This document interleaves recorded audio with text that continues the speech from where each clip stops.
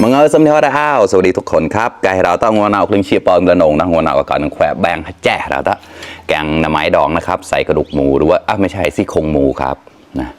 เนี่ยนะแขวะแบงแจ้กระจุดเกลียวเราต้องเฉยๆนะดูนะด้าเราต้องเชียร์ก็รอกแก่นะงัวเนาก็ที่ก่อนนะรอกแก่เราต้องนะน้ำพริกปลาต้มอีกแล้วครับมีตำลึงลวกแล้วก็กวางตุ้งดอกครับนะแต่อันนั้นตำลึงก็มีกวางตุ้งนะเนี่ยลวกละเชียร์ก็รอกแก่ตะทีก่อนแกะปลาใหญ่ๆนะใบปลาแห้งมานิดหน่อยครับการกระวุ้ยที่ผ่านเดินไหลเดินแชร์กับมาต่ออะไรเป็นสมพรก็ตั้งเกาหนกหนกแล้วนะฝากกดไลค์กดแชร์ด้วยนะครับเพื่อนๆมาเลยครับเริ่มกันเลยครับเชียร์นงราตานะนี่ก็วุ้ยเชียร์นั่นติกเรื่องเชียร์กับมือจ่อราตาเยตอนแกลนก็สดแฝงแบงเนี่ยตามครับมือดับเชียร์ราตาสดมานี่แฮ่ละ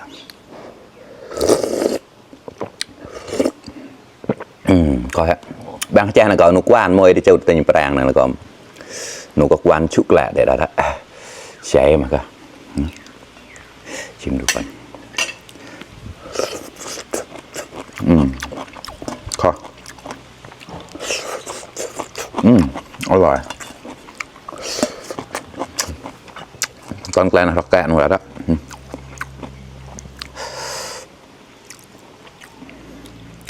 ช้อนเลยแบจอนงูน่าเชียร์โมโหอะไรแล้วต้องไงถึงงูกัดใหญ่ดิพอไม่เดียมแม่กลายโลนั่นเลยไอ้เจ๊ได้งูน่าก็ที่เพิ่งเชียร์โมโหนะกินใต้ถุนบ้านนะครับกล่ะตำลึงก่อนเลยตำลึงนี่ได้กล้าวแล้วถ้ามาเว้าตอนที่จะแต่งตับเนี่ยอ่อนๆแบบนี้นะครับ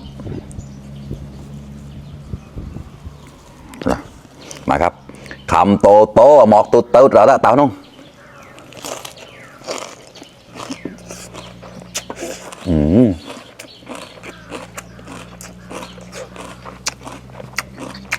อร่อย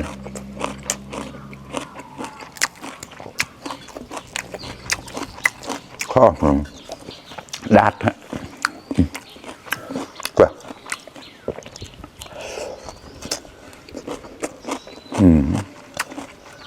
กวางตุ้งก็ดี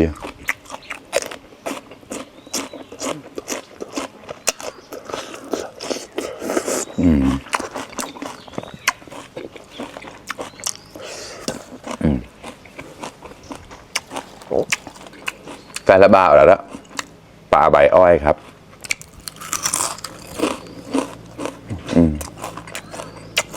เล็กๆเนี้ยกรอบๆอร่อยปลาหูยุ้งด้วยอันนี้ปลาหมึกไข่เหลือจากวันนั้นกับไต่ใส่หมูต่อยเชียร์และส้มตำ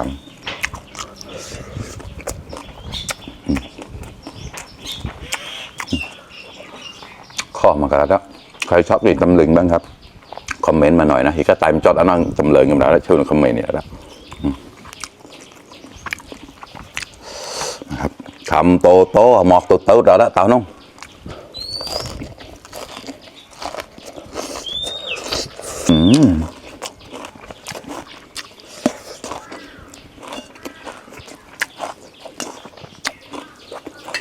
สุดเลยเนี่ยเพราะบางแจ้งนะก็เรื่องดาดาเดี๋ยวมันเชื่อเรื่องเดียวในพูดจุดประจุกาวมาทำเลยไปแล้วประจุจืนเดินไปหน้าเด้อกูงานเดี๋ยวพอเราเชี่ยก่อนแล้วถึงโซต้าเนี่ยเราสลัดโคนใช้เหมือนนิดนึงนะครับเจ้าเดี๋ยวจุดเกลือนะพูเขาหลุดออกมาเลยครับเปื่อยดีมากครับ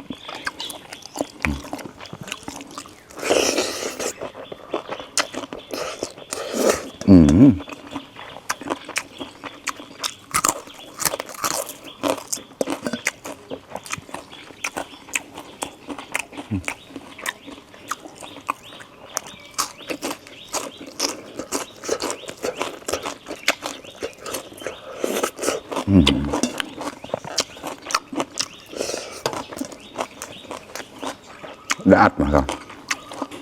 หวานมากครับทำไมต้องคลุกน้ำพริกตลอดเลยบางคนเขาถามนะแต่ที่จริงก็ไม่ต้องก็ได้นะครับจะถนัดแบบไหนก็กินแบบนั้นเลยครับแต่ผมชอบกินแบบนี้นะโหแต่เพิ่มเลยก่อนนะอันนับหมูต่อที่รอกหมูเจ้าเลยก่อนนะ จะไรนะเอากระดิ่งเก็บพาวิชิเลยพาวิชิปอมแขวะตามไม่ได้รู้ไปเดินกูดิขอม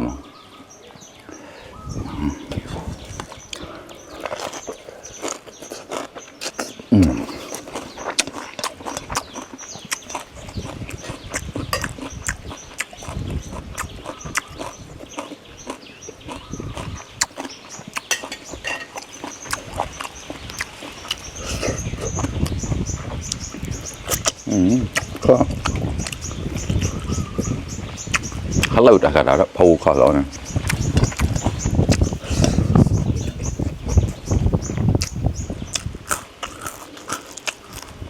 แต่ปลายการโหงามพอแล้ว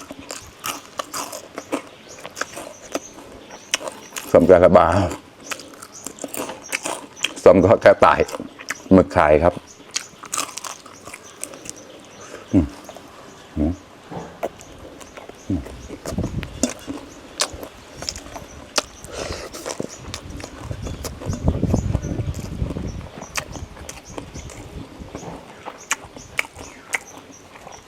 ต้มจืดก็อร่อยนะเนี่ยเดี๋ยวเชียร์มีเด็ดดาดกันแล้วของสลัดแล้วก็คำโตโตหมอกตุดเต้าตามน้องเราได้เยอะ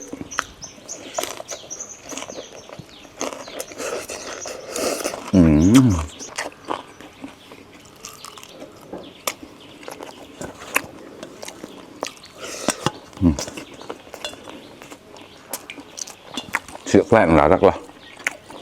กินแกงเลยครับลืมไปสำคัญไม่กล้าแล้วนะวอดสินะมีเผือกเลยนะครับเนี่ย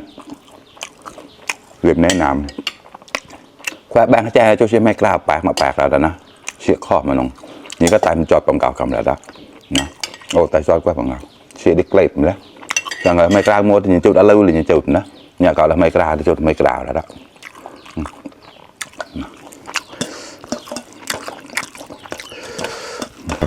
กล้าเลยกล้าขำโตโตหมอกตุ๊ดแควะแบงแล้วแควะแบงแจ้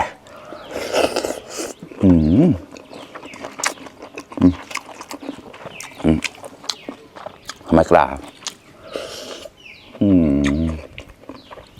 เกล็ดของเราสะเล่นสำเกล็ด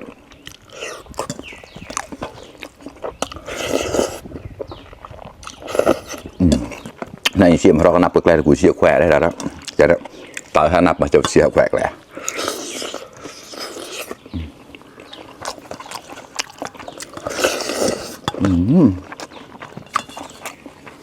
สุดยอด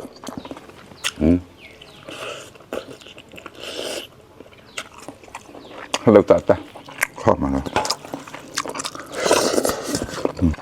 อีกสูตรหนึ่งใส่น้ำพริกไปด้วยครับเจ้าที่สาระแก่แล้วนะนี่ชิมหมูปลอมบลันพาวิกว่าแล้วตามน้อง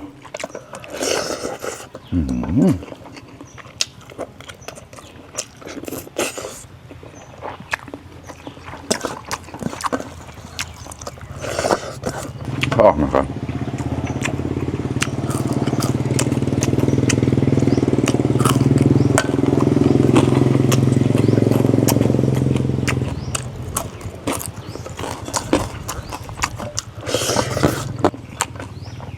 ยังไม่กล้ามาเลย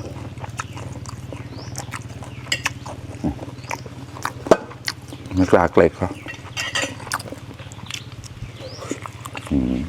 อร่อย